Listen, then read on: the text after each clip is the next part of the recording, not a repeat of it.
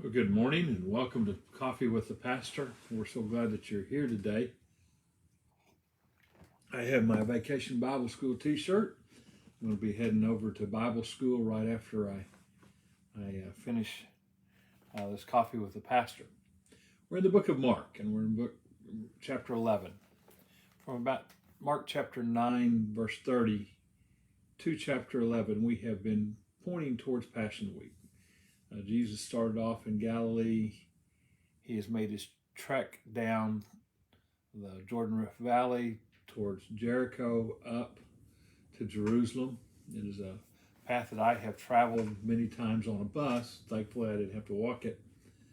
But he's made it. There's been all kinds of events that have happened on the way. He's literally told his disciples, I've got to go to Jerusalem. I'm going to be turned over. I'm going to be jeered. I'm going to be mocked. I'm going to be killed, but then I'm going to rise again. They didn't get it.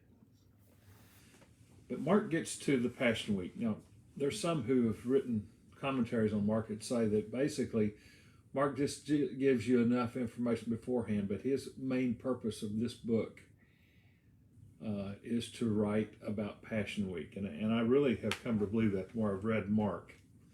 Today we're going to talk about the first day of the week, which was Sunday. And some of you who follow me regularly will know that this is going to be some repeat from Holy Week, because you have to take from the book of Mark to look at what happens during Passion Week. So we've went over this, but I can't really do the book of Mark justice if I skip over it. So I'm going to go ahead and we're going to look at the things that happened Sunday of Passion Week.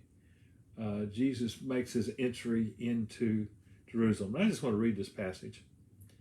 This is Mark chapter 11, verses 1 through 11.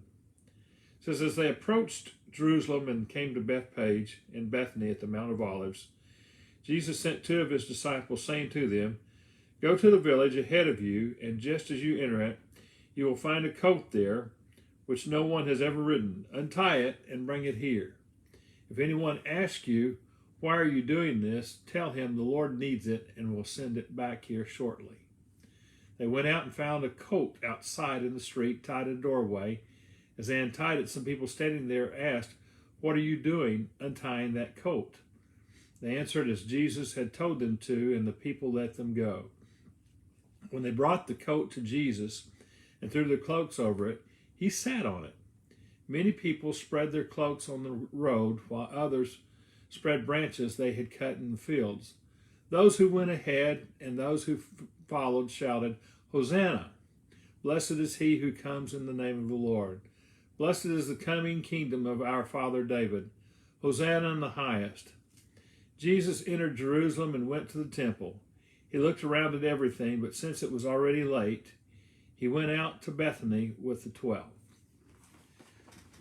As they start coming into Jerusalem, Jesus has them go and get a donkey, a colt donkey.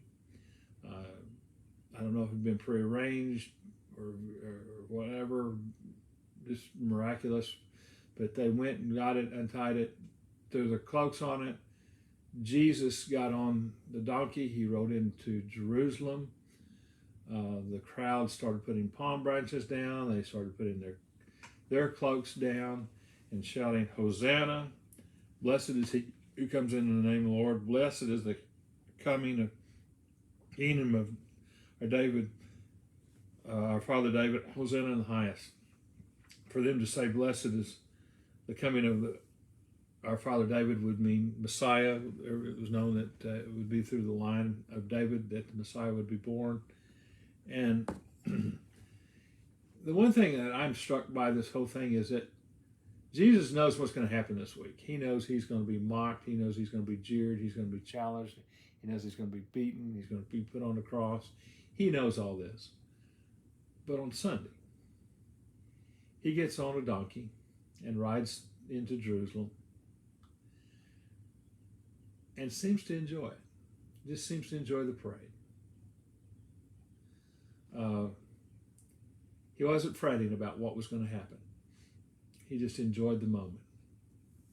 And crowds were shouting, one of the other Gospels, the Pharisees are saying, make your people be quiet. And Jesus said, if I can make them be quiet, the very stones themselves would shout out. They were shouting for him coming. In the past, I have preached, and I've heard a lot of other people preach, that the same crowd that yelled Hosanna on Monday yelled crucify him on Friday. I have changed my mind about that. I really think that the crowds that were coming into Jerusalem were more of the pilgrims from Galilee and the outregion areas where Jesus was very popular. I think the crowd on Friday was a crowd more from Judea and the crowds that were living around Jerusalem, the people who lived around Jerusalem. I think it's two different groups. If I could make an analogy today, it's kind of those old country hayseeds who came in versus the city slickers. But Jesus enjoyed it, and he came in on a donkey, which is a symbol of peace. He didn't come in riding a white stallion or a symbol of war. He came in riding a donkey, which is a symbol of peace.